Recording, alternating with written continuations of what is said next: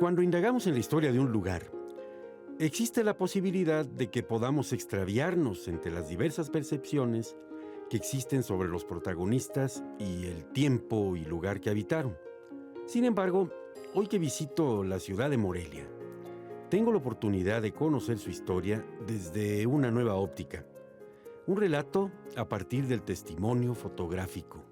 ¿Y quién mejor para servir de guía en este viaje histórico que José Antonio Romo, una personalidad michoacana que funge al mismo tiempo como cronista de Morelia y fotógrafo consumado de la ciudad?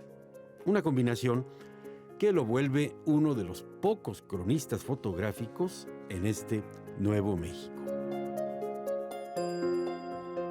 José Antonio Romo, qué privilegio estar aquí en el corazón de Morelia y aparte en el corazón de su memoria, de su recuerdo, del palpitar de su vida, que no hay mejor forma de tomarle el pulso que verla reflejada a veces, ¿no? Porque no es infrecuente que una fotografía, una obra de arte, una escultura sea mucho más elocuente que el objeto mismo, ¿no?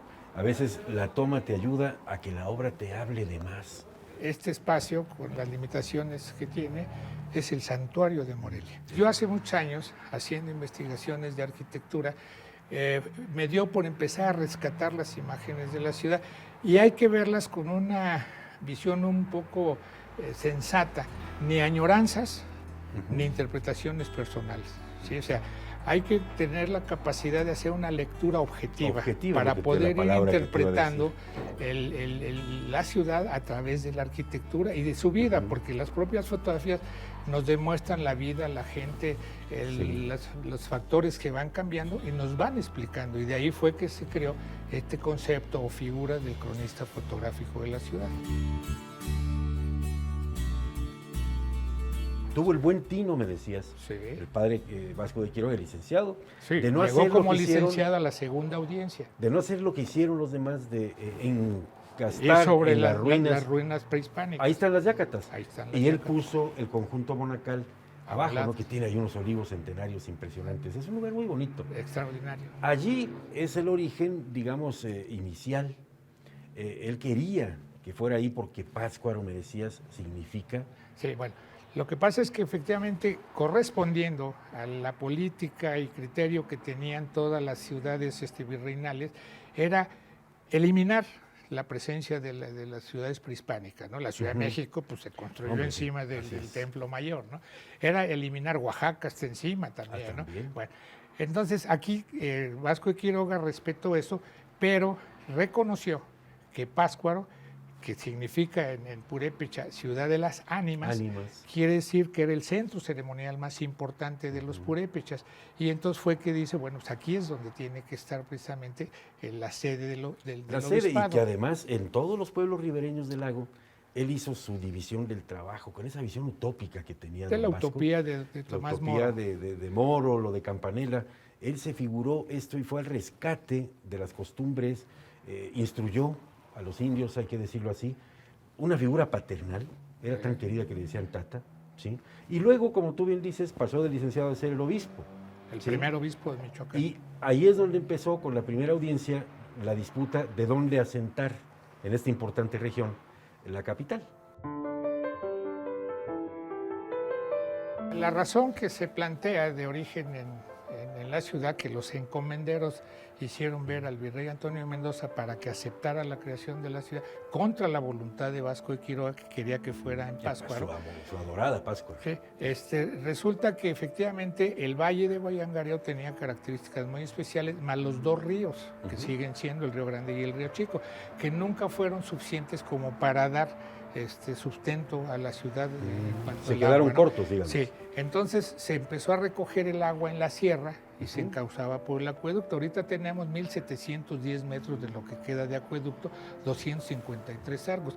Originalmente eran 8,000 metros. Este tramo que se salvó afortunadamente fue porque es el más sólido, aun cuando fue muy agredido. Yo tengo muchas fotografías cómo fue destruido y se fue robando las piedras para construcciones, ¿no? Pero efectivamente el agua es fundamental para la vida de una ciudad, ¿no? Entonces de ahí esa presencia del acueducto y la caja de agua, que es una de las cosas que vemos aquí, que además tiene características muy especiales, es ochavada y con cúpula. Y la cúpula, ¿sí? claro. Que no era muy común, pero este acueducto o este tramo del acueducto se construyó en un periodo de sequía y de hambruna en la ciudad. Entonces Fray Antonio de San Miguel dispuso, se construyó una obra para darle el agua a la ciudad, pero además que diera mucho trabajo durante mucho tiempo a la gente, porque además Morelia y la ciudad de Valladolid, Guayangareo, nunca ha sido una zona productiva. Siempre ha sido una ciudad de servicio, de sobrevivencia. Administrativa, ¿sí? ¿no? Pero dime, mi querido José Antonio, la Catedral de Morelia es ecléctica, es barroca en su estilo, ¿o qué es? La Catedral de Morelia. Bueno, mira, de alguna manera, toda obra que se realiza en un proceso de tiempo largo va siendo motivo de influencias diferentes. El diseño original de Vicente Barroso de la Escayola, que además, entre que se aceptó y fue muy cuestionado, ¿sí? Porque había una serie de factores, porque además, imagínate, se presentaba un proyecto y para autorizarlo tenía que ir a España. ¿Cuánto tardaban? Es el problema burocrático. Por eso fueron 84 años. Y no es que se hayan tardado 84 años en pegar piedras. O sea, era el proceso de aceptación de si estás de acuerdo. Porque además la arquitectura religiosa no es por gusto, corresponde a una liturgia y a toda una serie de elementos que van dando valor a la arquitectura. Por eso la catedral, porque tiene una cruz de piedra y una cruz de fierro. Sí. ¿A quién está dedicada la catedral? A la transfiguración de Cristo. Sí. ¿Sí? Bueno, ¿qué representa la cruz de piedra? Lo terrenal, lo humano. ¿Y qué representa la cruz de fierro? Lo divino, lo indestructible. Y tan así es que si ves ahorita la cruz de la catedral de piedra, está rota el brazo. Porque en el ¿qué año fue? 95, que se hizo el cambio de cruz porque ya estaba muy maltratada. A los 6 meses cayó un rayo y rompió el brazo, y así está ahorita. Fíjate, comprobó lo perecedero. Lo perecedero, sí. Aquí tenemos lo que en principio explica realmente lo que es ser cronista fotográfico. Tenemos 4 fotografías, una de 1860 a la esquina de Guillermo Prieto y Madero, donde ahora está el Hotel Alameda, las casas originales de la colonia. Esas casas que te dan todo el testimonio precisamente de la colonia, e inclusive el estilo de vida y las circunstancias de vida. Los que están ahí, les llamo yo los catrines que van de bombín y todo, eran los nicolaitas. Pero además queda muy clara la división de clases. Si tú ves en la propia fotografía, ves los de un lado son de un nivel y los del otro lado son de otro nivel. ¿Sí? Van por distintos la lados. fotografía nos va dando esa referencia. Luego esa misma esquina la tenemos en el Porfiriato. Se hace la arquitectura neoclásica, el Art Deco, ¿sí?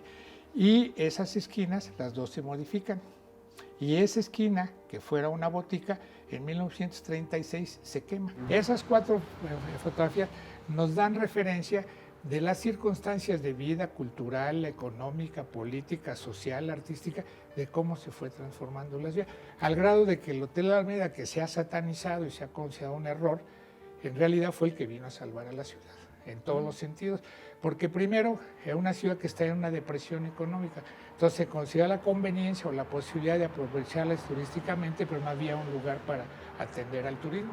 Entonces se le pide a Mario Pane que, habiéndose destruido esa esquina, se hiciera el Hotel Alameda, y entonces queda como un servicio, pero además como un símbolo de progreso, desarrollo, modernidad, y le da un renacimiento a la ciudad. Se ha satanizado porque como que no cuadra, ¿no? Con el estilo. Ese no cuadra, es correcto, pero además la arquitectura se hace en función de su tiempo, no del pasado. Sí, entonces, si eso se destruyó, tenía que hacerse algo de acuerdo a su momento histórico, ¿no? Y la arquitectura se va dando. Por eso la arquitectura nos va planteando los tiempos históricos de una ciudad. Entonces, habiendo sido un símbolo de progreso y desarrollo de la ciudad, después empezaron a considerar eso. Híjole, pero va a destruir la ciudad, eso no debe suceder. Bueno, como no había reglamentos, fue en el 40, en el 52 se crea el decreto de conservación del aspecto típico y colonial de la ciudad. Entonces eso ya no va a suceder. Pero le dio vida a la ciudad y luego eso creó esa conciencia del valor de la conservación de la ciudad y se crean todos los reglamentos y llegamos hasta el 91, O sea, sirvió cuando es para inscrita en la lista del estabilizar ya Patrimonio Cultural claro. Mundial. Mirando tus fotografías, yo estaba viendo acá, por ejemplo, va desde interiores de la catedral, el órgano monumental, me imagino. Aquí estamos ante Las la cúpula. rosas. Bueno, sí. El bellísimo, pero bellísimo patio del Palacio del Clavijero. Y luego tienes Morelia de noche, medio llovida, y aquí es donde se aprecia de manera precisa la belleza de los arcos, de la traza de los arcos, ¿no es cierto? El medio punto con la pilastra abajo, y en la piedra mal llamada cantera. Ahora sí, corrígeme mi ignorancia, José Antonio. Mira, no es ignorancia, la verdad es que es algo que nos resulta muy común. Vivimos bajo la costumbre de ciertas cosas, ¿no? Todo el mundo le llama cantera y la aceptamos y lo decimos así. No es cantera, porque la cantera es la fuente de donde se extrae la piedra, es el banco, es la mina. Sí, ahora, la razón por la que se le empezó a llamar cantera tiene cierta lógica, porque decían, ve a traer la piedra a la cantera. La piedra, para aplicarla en la arquitectura hay que darle forma, y darle forma es decantarla, y quien hace eso es el cantero. Entonces de ahí que generalizaron el término a la piedra en cantera. Sí. ¿Ya viste que incluso se le conoce a Morelia como la ciudad de la cantera rosa? Sí. Yo así digo como que, la verde que Antequeres, así Oaxaca. es, sí, así es. Pero si a un europeo le dices que el acueducto está construido de cantera, no tiene Y no lógica. te entiende porque está construida del lugar de la piedra. Ahora, si decimos Morelia está sentada en una cantera, eso sí, porque efectivamente el subsuelo es la cantera.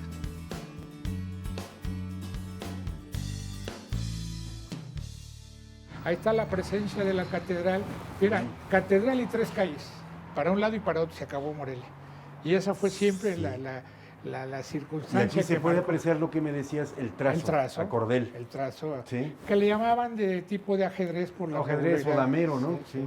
Ahora fíjate, aquella foto, tenemos el edificio que ahora es el Cristo Rey, que era la soterraña, esas eran las capillitas, y se fueron modificando y reconstruyendo y haciendo. Pero las fotografías nos van dando toda esa referencia de los cambios de la ciudad, y además de las circunstancias de la propia economía. La ciudad llegó un momento que estaba en ruinas total. Yo tengo cientos de fotos que nos dan ese test.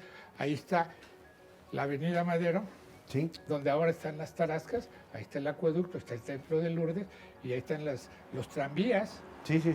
tirados por mulitas. ¿Sí? Y así cantidad y cientos de fotografías que nos van dando referencia de planos. Tengo cientos de planos que van modificando y van cambiando, y ahorita pues el desorden que tenemos de ciudad. Yo comentaba que cuando alguien dice Morelia, Patrimonio de la Humanidad, Ciudad Patrimonio de la Humanidad, es un error, porque si vemos la ciudad, como que no tiene derecho a eso. Tenemos que acotar el centro histórico Patrimonio de la Humanidad, no la ciudad. Conocer la historia de Morelia a través de su memoria fotográfica nos permite acercarnos a los hechos, las personas, los edificios desde una nueva perspectiva. Porque solo viendo la historia y el presente de Morelia retratados en celuloide, nos ayuda a comprender por qué es una ciudad irrepetible. En cada imagen vemos el reflejo del Renacimiento, del barroco español, del neoclásico, que se entremezclan con el pulso vibrante de una ciudad moderna. En definitiva, una verdadera joya urbana en nuestro Nuevo México.